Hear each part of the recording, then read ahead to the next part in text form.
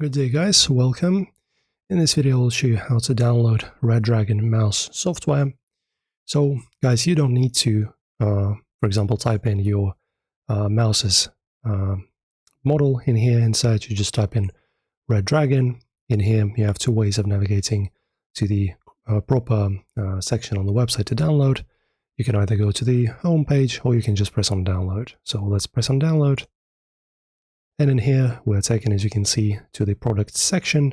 And in here, you're going to go to the mouse section.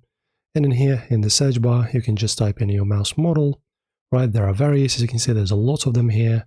And let's say you have just any one, like, for example, this one, ST4R Pro. So the way you download the software, just click on it. And in here, just download. So this is the software.